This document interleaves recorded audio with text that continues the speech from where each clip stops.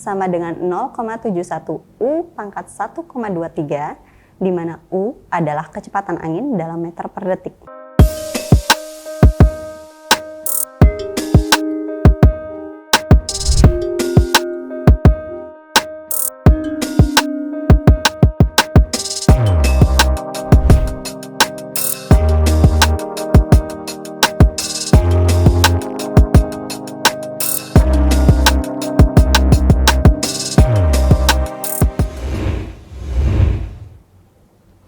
Assalamualaikum warahmatullahi wabarakatuh. Bertemu lagi dengan saya Dian Pratiwi dalam kuliah Teknokrat. Pada kesempatan kali ini saya akan membahas mengenai pembangkitan gelombang di laut. Tujuan pembelajaran pada materi ini yaitu mahasiswa diharapkan mampu memahami parameter-parameter pembangkit gelombang dan metode yang digunakan dalam pembangkitan dan peramalan gelombang. Materi pada pertemuan kali ini mencakup angin, data angin, distribusi kecepatan angin, patch, kemudian peramalan gelombang. Masuk ke materi pertama yaitu angin. Udara yang bergerak yang diakibatkan oleh rotasi bumi dan juga karena adanya perbedaan tekanan udara di sekitarnya disebut dengan angin, menurut Bambang Triatmojo tahun 2012. Angin bergerak dari tempat bertekanan udara tinggi ke tempat bertekanan udara rendah.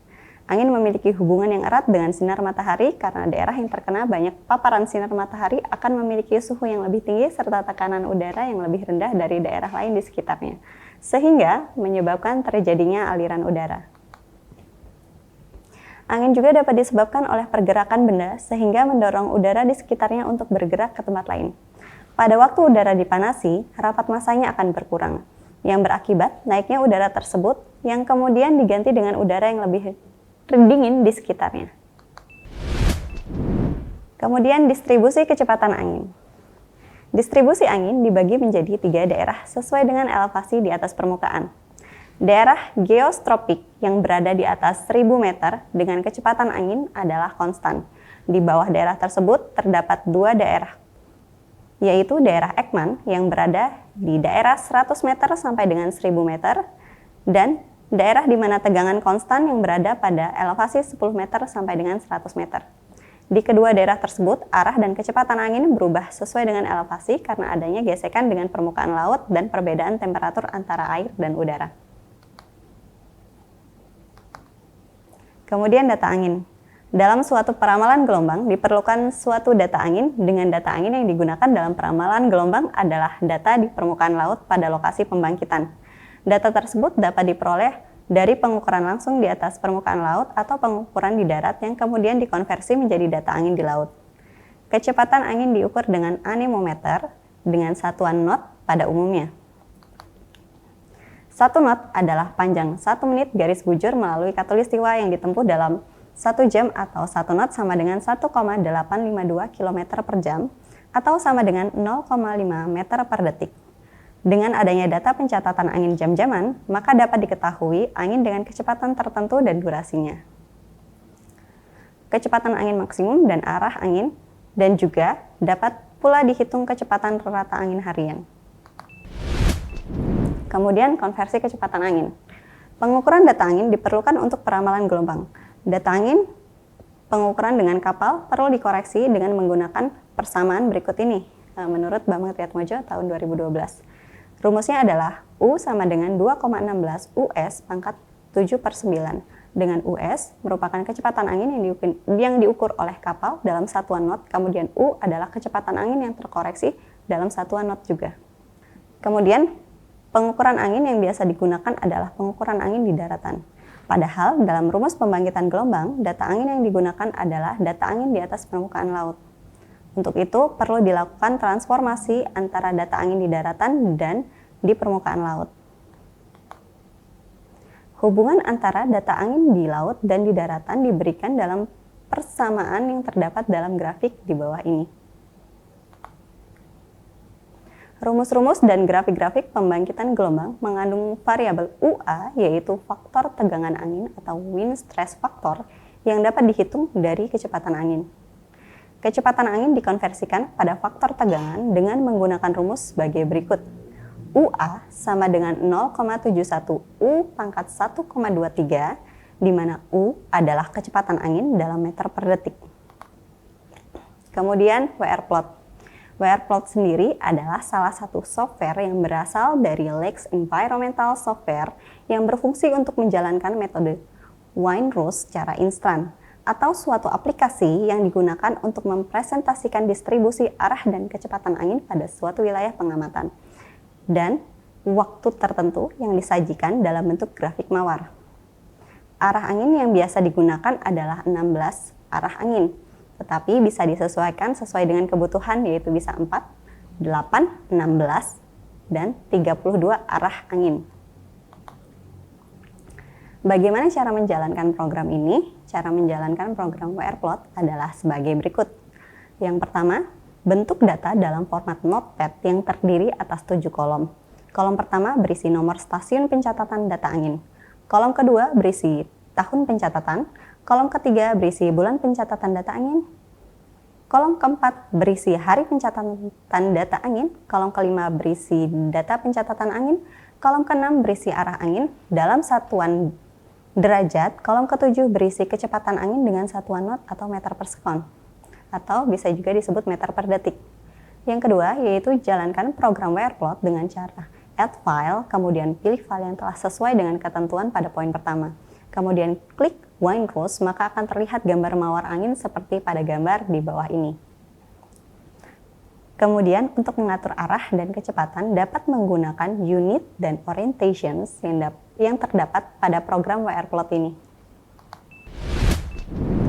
Selanjutnya yaitu fetch. Dalam melakukan analisa terhadap peramalan gelombang, dilakukan tahapan analisa angin berdasarkan kecepatan angin, lama hembus angin, dan fetch efektif.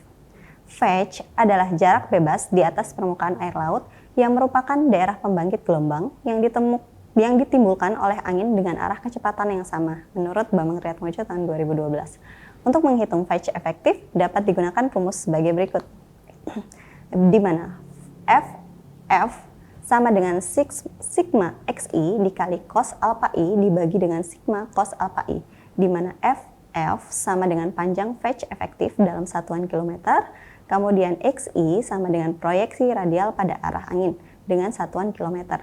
Alpha i sama dengan sudut antara jalur fetch yang ditinjau dengan arah angin dengan menggunakan pertambahan 6 derajat sampai dengan 42 derajat pada sisi kiri dan sisi kanan, atau 5 derajat sampai dengan 45 derajat pada sisi kiri dan sisi kanan. Selanjutnya yaitu peramalan tinggi gelombang. Dalam melakukan peramalan tinggi gelombang, terlebih dahulu mencari fetch efektif pada slide sebelumnya. Setelah mendapatkan nilai fetch efektif, maka perhitungan tinggi gelombang diberikan dengan rumus sebagai berikut. G dikali HM0 dibagi UA kuadrat sama dengan 1,6 dikali 10 pangkat min 3 dikali GL dibagi UA kuadrat pangkat setengah. Atau GTM dibagi UA kuadrat sama dengan 2,875 dikali 10 pangkat min 1 dikali GF dibagi UA kuadrat pangkat sepertiga. Kemudian GT dibagi UA kuadrat sama dengan 68,8 dikali GL per UA kuadrat pangkat 2 per 3. Untuk panjang fetch tidak terbatas diberikan rumus sebagai berikut.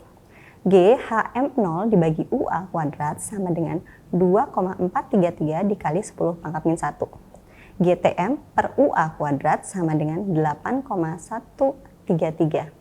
GT per UA kuadrat sama dengan 7,17 dikali 10 pangkat min 4, di mana HM0 sama dengan tinggi gelombang signifikan dalam satuan meter, kemudian TM sama dengan periode gelombang puncak dalam satuan sekon atau detik, F sama dengan panjang fetch dalam satuan kilometer, UA sama dengan faktor tegangan angin dalam satuan meter per sekon, T sama dengan waktu hembus angin dalam satuan jam.